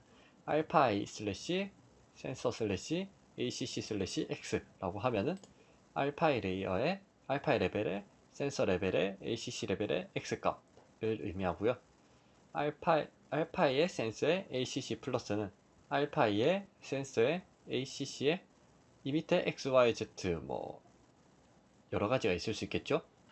그렇게 해서 x, y, z를 전부 다 읽겠다, 그런 의미가 되고요. 알파이 센서 샵이라고 하면은 샵은 아까 멀티레벨 와일드카드라고 했습니다. 그러면은 알파이 센서에 뭐 ACC가 있을 수 있고 자이로, 온도, 뭐 여러 가지 데이터가 있을 수 있는데, 이런 거 포함해서 이 밑에 x, y, z부터 a, b, c 뭐 템퍼러처 1, 2, 3 그렇게까지 다 읽겠다는 의미입니다. 그래서 범위로 보면은 알파이 슬래시 센서 슬래시 샵, 이게 제일 넓고요. 그 다음 acc 플러스, 다음 플러스 acc 다시 x, 이렇게 올라가게 됩니다. 와일드 카드는 이제 여러 가지 용도로 사용이 될 수 있고, 뭐 여러 데이터를 읽어야 되는 메인 컨트롤러 같은 데서는 이런 와일드 카드로 모든 센서를 수집하거나 할 수 있습니다. 다만 제일 처음, 그러니까 제일 처음 이렇게 샵으로 읽는 것은 권장하고 있지 않습니다. 왜냐하면 아무런 제한 없이 다 데이터를 읽어드린다는 것인데, 그럴 때는 이제 이 데이터가 어떤 걸 의미하는지 그런 걸 구분하기가 힘들기 때문에 권장을 하고 있지 않고요. 그 외에도 뭐 아까 예약어 부분 있었고, 이 다음 QoS를 살펴보겠습니다. QoS 같은 경우는 퀄리티 오브 서비스라고 해서 이제 뭐 품질 보증 그런 의미로 사용이 되는데요. MQTT도 이제 통신이다 보니까 뭐 유선일 수도 있고 무선일 수도 있겠죠. 그런 통신이다 보니까 이게 연결이 되었는지 안 되었는지 모르는 경우가 많이 있을 수 있습니다. 특히나 IoT 장비의 특성상 연결이 이제 뭐 불안정할 수도 있고 여러 요인이 있을 수 있기 때문에 이런 QoS를 제공을 하고 있는데요. 0, 1, 2 이렇게 총 3단계로 제공을 하고 있습니다. 각각은 이제 0 같은 경우는 그냥 한 번, 1은 최소한 한 번, 2는 반드시 한 번이라고 하고 있는데요. 그림으로 살펴보겠습니다. 0은 이제 and most once라고 해서 퍼블리셔가 이 브로커에다가 데이터를 하나 보냅니다. 서브스크라이버는 데이터를 읽겠죠. 브로커에는 데이터가 남아 있을 거고요. 그러면은 퍼블리셔는 그냥 일정 시간 뒤에 메시지를 지웁니다. 브로커에 남아 있을 거고요. 데이터를 지웁니다. 이쪽은 퍼블리셔 마음이겠죠. 그래서 데이터를 그냥 브로커에 주고, 퍼블리셔 난 모르겠다, 읽든 말든 상관없다, 그냥 한번 보낸다 라는 의미가 되고요. 1, 그러니까 at least once, 최소한 한 번이라는 거는 퍼블리셔가 이제 데이터를 저장을 해둡니다. 스토어 메시지 데이터를 저장해두고 퍼블리시를 합니다. 퍼블리시를 한 다음에 이 브로커에서 데이터 저장 스토어를 하게 되고요. 쪽에서 서브스크라이버가 요청을 해서 데이터를 한번 줍니다. 그러면은 이제 메시지 델리트를 하고 푸시백가 데이터를 누구한테 줬다라는 거를 퍼블리셔 쪽에 다시 응답을 주는 거죠. 그러면 이 응답을 받으면은 퍼블리셔가 이제 아까 저장되어 있던 데이터를 지우게 됩니다. 그러면 이쪽은 그냥 주고 말았던 거에 비해서 한번 브로커로부터 응답을 받은 형태가 됩니다. 이게 이제 최소한 한 번이라는 의미가 되고요. 2번은 반드시 한 번인데, 예를 들어 여기서 처음에 데이터를 한번 저장합니다. 저장한 채로 퍼블리쉬를 진행하게 되고요. 여기서 스토어가 저장을 하고 서브스크라이버가 퍼블리쉬를 받게 됩니다. 이까지는 이제 1번이랑 동일한데요. 다음에 브로커가 이쪽 퍼블리쉬한테 응답을 줍니다. 응답을 주면은 여기가 그냥 받았다고 지우는 게 아니라 응답을 받았다는 회신을 다시 브로커로 보냅니다. 그럼 브로커는 이 회신을 받은 뒤에 델리트 메시지를 하게 되고, 델리트 했다는 거를 다시 퍼블리셔로 데이터를 주면은 이쪽에도 델리트를 하게 됩니다. 이러면 이제 이쪽으로 데이터 서브스크라이브는 한번 갔는데, 저기 저장했다가 이제 오고 가서 확인하고 지우고 또 응답 주고 지우고, 이렇게 반드시 한 번이라고 되어 있습니다. 이런 QoS를 제공함으로써 이 사이에는 리트라이가 제시도 같은 부분이 있을 수 있고요. 타임아웃이라던가 오프라인 큐잉 같은 그런 여러 기능을 제공하고 있습니다. 다만 QoS를 이렇게 나눠서 저장함으로써 품질을 이제 조금 더 확보할 수 있다는 점이 있습니다. 네. QoS까지 살펴보았고요. 아까 봤던 AWS IoT SDK의 코드를 한번 살펴보겠습니다. GitHub으로 되어 있고요. 현재는 이제 버전 2가 출시되어서 이쪽으로 이제 이동된다고 하는데요. 사용 방식에 약간 차이가 있으니까 주의해서 사용해 주시기 바랍니다. 저기 보면은 SDK로 들어가 보면은 라이브러리에 아까 우리가 기본 설정할 때 클라이언트 아이디를 넣었던 부분이라던가 configure IO REST 그리고 엔드포인트 설정 같은 부분이 다 나와 있습니다. 이렇게 이제 내부 라이브러리로 설정을 해준 것을 볼 수 있고요. 근데 이제 2로 오면서 약간의 차이점이 생겼습니다. 2에서는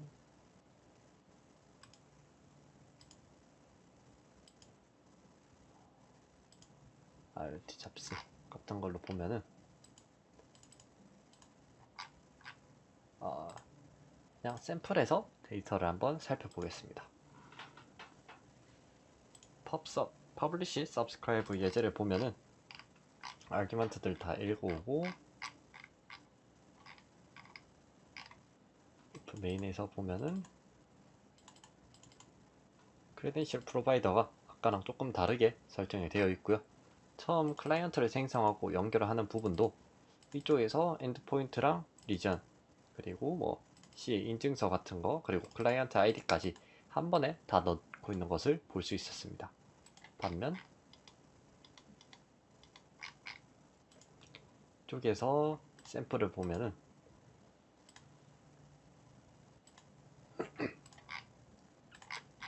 이쪽에서는 이제 클라이언트 생성을 해주고 엔드포인트랑 크레덴셜 이제 CA 같은 거를 그냥 하나하나 넣어주고 있는 걸 볼 수 있는데요. 버전 1이나 2를 어떤 걸 사용하는 것은 이제 사용자 마음이긴 하지만은 2가 아무래도 새로 나왔기 때문에 2를 사용할 수도 있는데 저희 예제는 일단 1으로 진행을 하였고요. 예제 1을 사용해도 데이터를 주고받거나 하는 데는 큰 문제가 없으니까 사용하시는 데는 어려움이 없을 것으로 생각됩니다. 다음으로 우리가 이제 놓치고 있었던 제이슨이라는 것에 대해서 한번 짚어보겠습니다. 제이슨은 자바스크립트 오브젝트 노테이션이라고 해서 원래 자바스크립트 쪽에서 사용하던 그런 형태였습니다. 근데 지금은 거의 표준 포맷으로 사용이 되고 있고요. 데이터 송수신에 많이 사용을 하게 됩니다. 예전에 XML로 많이 사용했다면은 지금은 거의 그 위치를 제이슨이 다 차지하고 있다 보시면 될 것 같고요. 키밸류 형식의 구조를 가지고 있습니다. 키가 있고 그 안에 밸류가 있는데, 밸류 형식은 넘버, 스트링, 어레이, 오브젝트가 되어서 이제 밸류에 다시 제이슨 오브젝트가 와가지고 오브젝트 그렇게 될 수도 있고, 오브젝트 어레이 형태나 넘버 그런 형태를 다 가질 수가 있습니다. 이외에도 플로팅, 이제 소수라던가 뭐 다른 형태를 넌 같은 빈칸 등을 지원하는 경우가 있는데, 그거는 라이브러리에 따라서 차이가 있으니까 기본적으로 지원하는 거는 넘버, 스트링, 어레이, 오브젝트 이렇게 4개가 있다고 보시면 되겠습니다. 이 뒤에 C18, 띵스파크의 경우에도 제이슨으로 데이터를 주고받고 있으니까 확인해 한번 데이터 웹 통신 같은 걸 한다 하면은 잘 알아두는 것이 좋을 것입니다. 다음에 띵스파크 실습을 한번 해보도록 하겠습니다. 띵스파크는 이제 더케이 시스템에서 만든 IoT 클라우드 서비스입니다. 아까 우리가 뭐 데이터 브로커 MQTT의 AWS IoT 브로커를 통해서 데이터를 올리고 다운받고 했었는데요. 그와 유사하게 이제 사용할 수 있는 IoT 전용 클라우드 서비스입니다. 여러 센서 데이터를 모으고 차트로 바로바로 볼 수 있다는 장점이 있고요. RESTful API, RESTful한 그런 웹 통신이랑 MQTT 혹은 웹소켓 등을 다양하게 지원하고 있습니다. 홈페이지를 가서 한번 살펴보겠습니다. 처음에 이제 로그인 회원가입을 진행해 주시면 되고요. 저는 일단 로그인을 해보도록 하겠습니다. 네, 로그인이 완료가 되었고요. 여기서 보면은 뭐 장치에서 IoT 클라우드 띵스파크로 보내고 어플리케이션으로 이제 뭘 볼 수 있는 형태로 되어 있습니다. RESTful API나 MQTT, 뭐 웹소켓, M2M이랑 로라 등등 여러 가지를 지원하고 있고요. 밑에 ESP 예제나 타 예제, 엠베드 예제도 같이 있는 것을 볼 수 있습니다. 그럼 위로 가서 MQTT 같은 경우는 이제 AWS IoT로 해보았으니까 RESTful API로 한번 라즈베리 파이에서 업로드를 해보도록 하겠습니다. 그래서 채널로 들어가서 새 채널을 만들어 줄 것인데요. 기존의 채널을 그냥 뉴 채널로 바로 진행하겠습니다. 쪽에선 알파이 테스트라고 지어주고 시스템 322 알파이 2 띵스파크라고 해주겠습니다. 필드는 최대 10개까지 가능하고요. 필요한 만큼 액티브를 해주시면 되겠습니다. 간단하게 3개 정도만 열어보았고요. 필드 1 같은 경우는 카운트, 그리고 이쪽은 그냥 테스트라고 적어주겠습니다. 퍼블릭이다 뭐 프라이빗 지정을 해줄 수 있는데요. 이거는 편하신 대로 해주시면 되겠습니다. 프라이빗으로 해서 바로 진행을 해보겠습니다. 세이브 채널을 해주면은 이렇게 각 필드에 대한 차트를 볼 수가 있고요. 세팅에서 필드를 지우거나 뭐 할 수도 있습니다.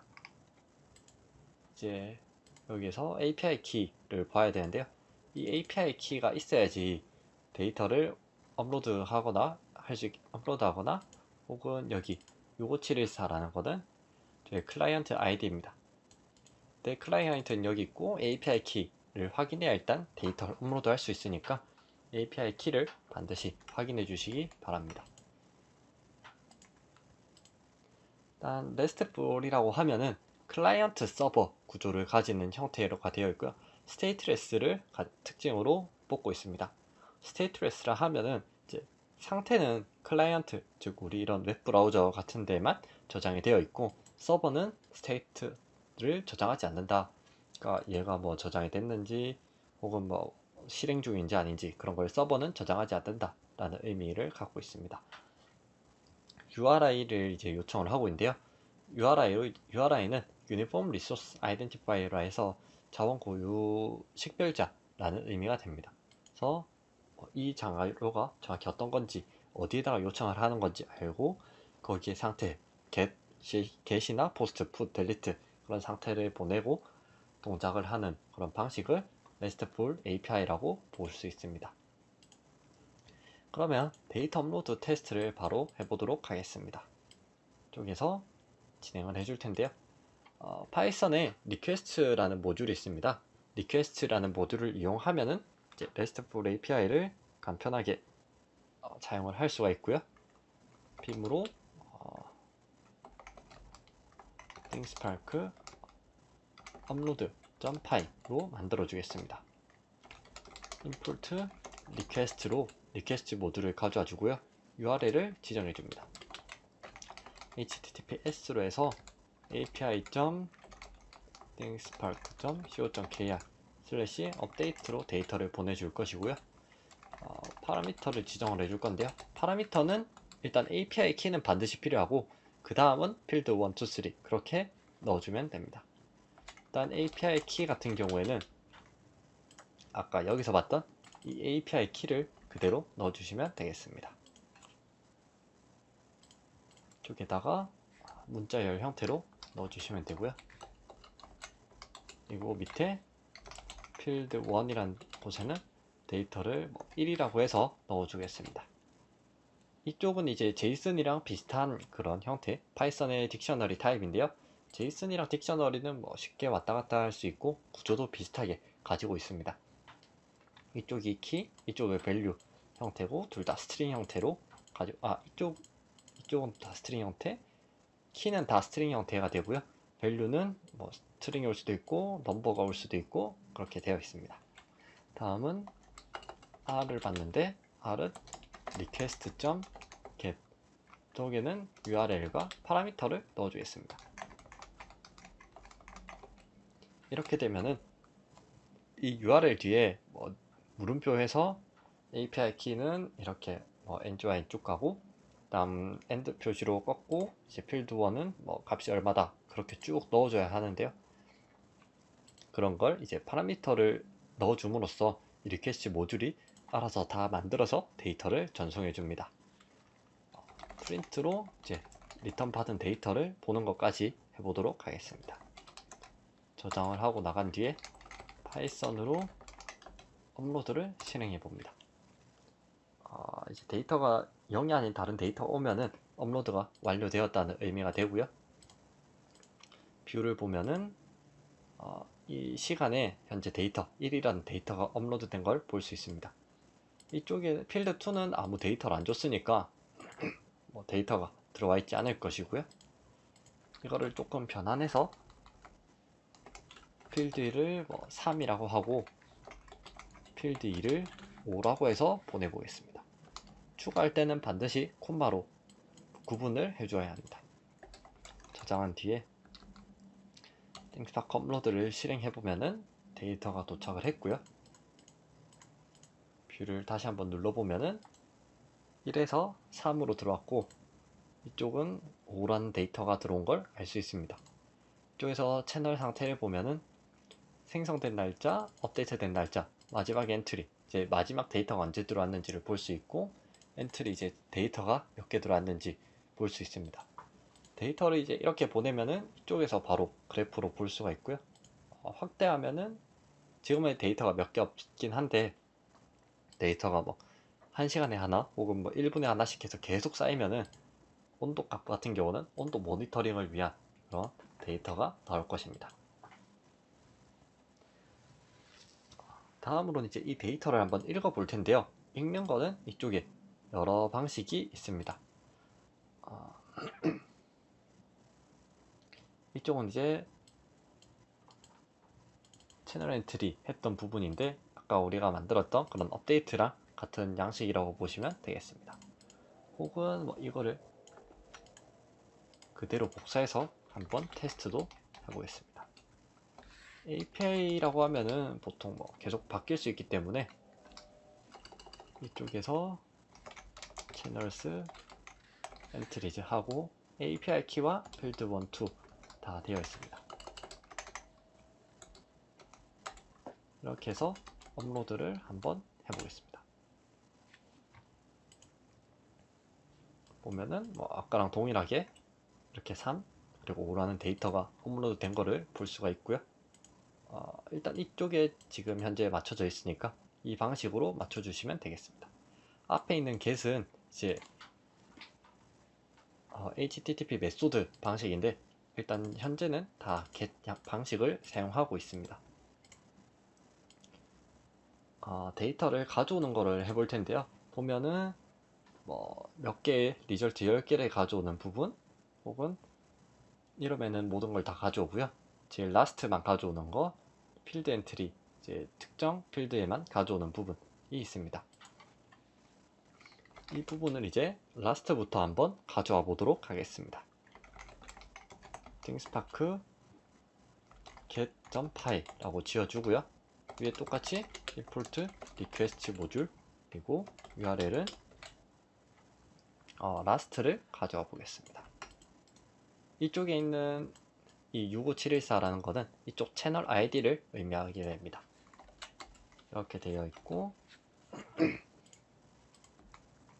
그냥 이쪽에 request get으로 바로 요청하면은 데이터를 받을 수 있습니다. 파라미터가 last는 이 last엔 따로 파라미터가 없으니까 파라미터 없이 진행해 주겠습니다. get url print r을 해서 저장한 뒤에 실행시켜 보겠습니다. 그러면 200이라는 리스폰을 받았고 r 말고 응답받은 값을 보기에 r 텍스트로 지정해 줍니다. 그러면은 필드 1은 3 그리고 필드 2는 5 created는 이제 이 시간대 표준 포맷 타입이네요. 표준 시간 타입으로 해서 이렇게 보내주었습니다. 시간은 이제 ISO 타임 포맷이라고 해서 날짜라 그 다음 T로 구분하고 시분초 그 다음 이제 차이가 얼마인지 왜냐면 플러스 0이니까 원래 한국은 플러스 9시간이죠. 근데 0시간이니까 13시 플러스 9 하면은 현재 시간인 에 맞춰서 제 데이터가 업로드 된 것을 볼 수 있습니다. 이렇게 라스트 제일 최근의 데이터를 읽을 수가 있고요. 혹은 이 뒤에 엔트리즈로 리절트 몇 개를 읽을 수도 있습니다. 그러면 파라미터를 이제 추가해 줘야 되는데요. 이쪽에 라스트 대신에 엔트리즈 라고 적어주고 파라미터를 넣어줍니다. 이쪽에는 리절트를 넣어주겠습니다. 리절트를 한 3개만 가져오겠습니다. 이쪽에 파라미터를 넣어주면 되고 그대로 바로 실행해 주시면 되겠습니다. 그러면은 최근에 데이터 3개를 가져오고 채널 데이터, 채널 네임이랑 디스크립션 정보 그리고 생성 언제 되었는지 왜 채널 ID 그리고 엔트리즈라고 해서 3개를 요청했으니까 최근 3개의 엔트리에 대해서 이렇게 응답을 받을 수 있습니다. 다음으로 이제 특정 필드에 대해서만 값을 읽어 보겠습니다. 필드에 원 같은 형식으로 넣을 수 있는데요. 뒤에 필드에 1번 필드만 데이터를 읽고 리절트는 2개를 읽어 보겠습니다. 이렇게 바꿔준 뒤 저장을 하고 실행을 해보면은 필드 1 데이터에 대해서만 이제 최근 2개를 가져왔습니다. 여기 뒤엔 필드 2가 있었는데 여기선 필드 1만 있는 걸 볼 수가 있습니다. 제이슨 형식은 기본적으로 이제 순서 없는 형태로 되어 있기 때문에 이렇게 뭐 순서가 깔려 있다고 해서 크게 당황하지 않고 그냥 봐주시면 되겠습니다. 그럼 이렇게 해서 thingspark에 데이터를 올리고 데이터를 읽는 것까지 진행해 보았습니다.